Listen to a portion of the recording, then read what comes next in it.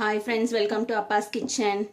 இன்றைக்கி நாம் எல்லாருக்கும் பிடிச்ச ஃபேவரட்டான பரோட்டாவை வீட்டிலேயே எப்படி செய்கிறதுன்னு பார்க்கலாம். மோஸ்ட்லி நிறைய பேர் பரோட்டா ரொம்ப பிடிக்கும். ஆனால் பரோட்டா செய்கிறதுக்கு சோம்பேறித்தனப்படுவாங்க. ஒரு சில பேர் பரோட்டாக்கு மாவு பிசையணும், அதால் கஷ்டமானது, இதுக்கு கடையில் வாங்கி சாப்பிட்றலாம் அப்படின்னு சொல்லிட்டு நிறைய பேர் செய்ய மாட்டாங்க. நாம் இன்றைக்கி கிரைண்டரில் எப்படி மாவு ஈஸியாக பிசையலாம், 7 நிமிஷத்தில் மாவு பிசைஞ்சு நாம் பரோட்டா செய்ய ஆரம்பிச்சிடலாம். அந்தளவுக்கு மாவு நல்லா சாஃப்டாக இருக்கும். அது எப்படின்னு பார்க்கலாம். இதுக்கு கிரைண்டர் எடுத்திருக்கேன். கிரைண்டரில் இந்த மாதிரி மாவு பிசைகிறதுக்குன்னு சொல்லிட்டு ஒரு இது கொடுத்துருப்பாங்க. இதை நம்ம இங்கே நடுவில் மாட்டிக்கலாம். இதுக்கு மேலே நம்ம மாவு அரைக்கிறதுக்கு யூஸ் பண்ணுற அதே அந்த இதை தான் இங்கே லாக் பண்ணணும் போட்டு. எல்லா கிரைண்டர்லேயுமே இந்த மாதிரி மாவு பிசைகிறதுக்குன்னு உள்ளது கொடுத்துருப்பாங்க. தேங்காய் துருவுறதுக்கு எப்படி கொடுக்குறாங்களோ அதே மாதிரி மாவு பிசைகிறதுக்கும் கொடுப்பாங்க. இப்போ அதை சேர்த்தாச்சு. இப்போ அதை மாட்டியாச்சு. இதில் 1/2 ஸ்பூன் அளவுக்கு நான் உப்பு சேர்த்துக்கிறேன். இப்போது உப்பு சேர்த்ததுக்கப்புறமா இதில் தண்ணி சேர்த்துக்கிறேன். தண்ணி 1/2 கிலோ மாவு எடுத்தோம்னா நமக்கு 200 கிராம்லேருந்து 250 கிராம் தண்ணி சேர்க்கணும். சப்போஸ் நீங்கள் வெயிட் பார்க்க முடியாது அப்படின்னு நினைக்கிறவங்க எந்த கப்பில் நீங்கள் மாவு எடுக்கிறீங்களோ அதே கப்பில் இப்போ 2 கப் மாவு எடுத்தாக்கா 1/2 கப்பு அளவுக்கு தண்ணி எடுத்துகிட்டு கொஞ்சம் கொஞ்சமாக தான் சேர்க்கணும், பிகினர்ஸாக இருக்கிறவங்க. இப்போ இதில் நான் 3/4 கிலோ அளவுக்கு மாவு இப்போ சேர்ப்புறேன். அதுக்கு தகுந்த மாதிரி நான் தண்ணி சேர்த்துக்கிறேன். இப்போது நான் மாவு சேர்த்துக்கிறேன். 1 கப் அளவுக்கு மாவு சேர்த்துட்டே ஓட விட போகிறேன். கொஞ்சம் கொஞ்சமாக மாவை நம்ம ஆட் பண்ணிகிட்டே இருக்கணும். எடுத்த உடனேயும் மொத்தமாகவே ஆட் பண்ணக்கூடாது.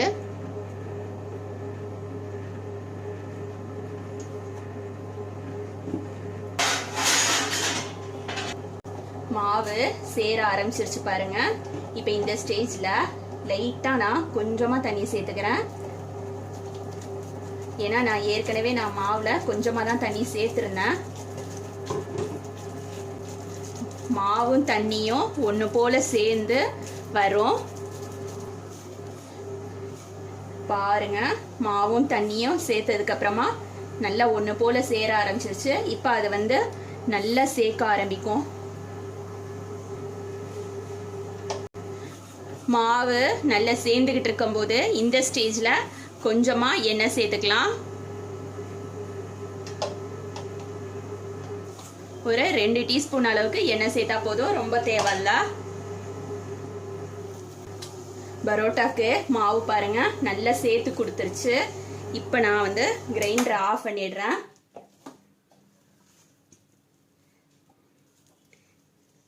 பரோட்டாக்கு கை வலிக்காம ஈஸியாக மாவு பிசைஞ்சாச்சு.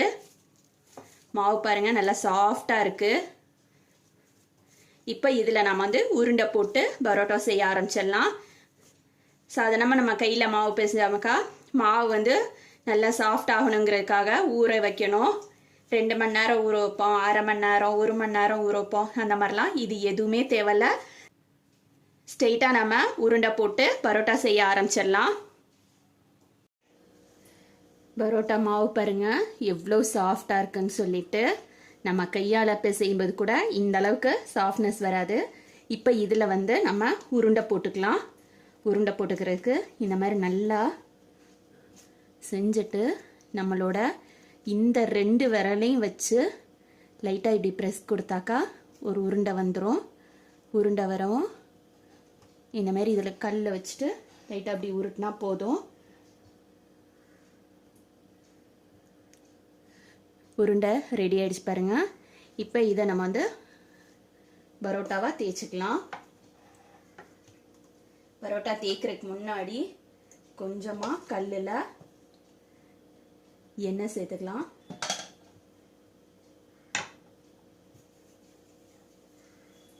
எண்ணெய் சேர்த்துட்டு இந்த மாதிரி கல்லை நல்லா தேய்ச்சிட்டு அதுக்கப்புறம் நம்ம எடுத்து வச்சிருக்க மாவை இந்த மாதிரி தேய்க்கணும்.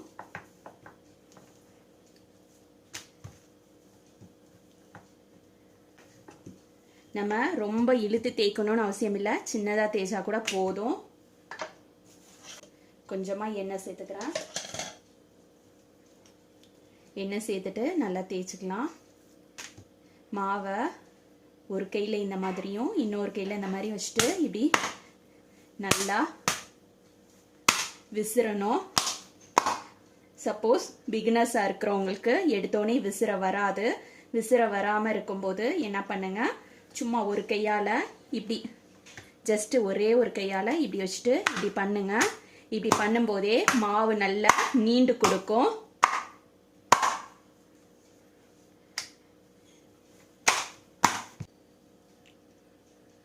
கொஞ்சமாக எண்ணெய் சேர்த்துக்கிறேன். எண்ணெய் சேர்த்துட்டு ஜஸ்ட்டு இப்படி நம்ம எடுத்தா இந்த மாதிரி வரணும். சும்மா நம்ம உட்காந்து விசிறி வீசணும்லாம் அவசியம் இல்லை. இப்படி உருட்டினாலே போதும், நமக்கு பரோட்டா ரெடி ஆகிடும். நான் இன்னொன்னையும் எப்படின்னு தேய்ச்சி காட்டுறேன் பாருங்கள்.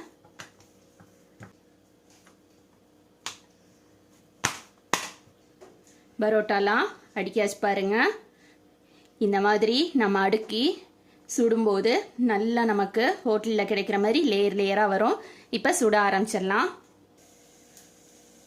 நம்ம அடுக்கி வச்சுருக்க பரோட்டா மாவை இந்த மாதிரி வச்சுட்டு நம்ம தேய்ச்ச அளவுக்கு வேகமாக தேய்க்கக்கூடாது, லைட்டாக தான் தேய்க்கணும். ரொம்ப அழுத்தம் கொடுத்தோம்னா ஒழுங்காக வராது பரோட்டா. ஜஸ்ட் இவ்வளோ தான் தேய்க்கணும், அதுக்கு மேலே தேய்க்கக்கூடாது. இப்போ இதை வந்து நம்ம தோசை கல்லில் போட்டு சுட்டு எடுத்துக்கலாம். பரோட்டாவை போட்டுக்கிறேன். போட்ட உடனே பரோட்டாவை திருப்பி போடணும். எண்ணெய் எதுவும் சேர்க்கக்கூடாது. எண்ணெய் சேர்க்காம தான் ஃபஸ்ட்டு நம்ம வந்து இந்த மாதிரி திருப்பி போடணும். அதுக்கப்புறமா பரோட்டாவில் மேலே இந்த மாதிரி எண்ணெய் சேர்த்துட்டு பரோட்டாவை இப்படி திருப்பி போடணும். திருப்பி போட்டு லைட்டாக இந்த மாதிரி திருப்பி திருப்பி விட்டாக்கா எல்லா பக்கமும் ஈவனாக குக் ஆகும். இப்போ இன்னொரு சைடு எண்ணெய் சேர்த்துக்கிறேன்.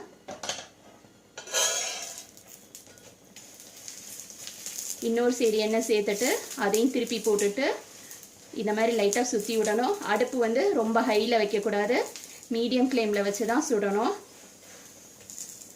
இந்த மாதிரி பெரிய தோசைக்கல்ல செய்யும்போது ஒரே தோசைக்கல்ல 3 பரோட்டா செய்யலாம். இப்போ பாருங்க, நம்மளோட பரோட்டா வந்து ரெடி ஆயிடுச்சு. இதை எடுத்துடலாம். நம்ம செஞ்ச பரோட்டா ரெடி ஆயிடுச்சு பாருங்க.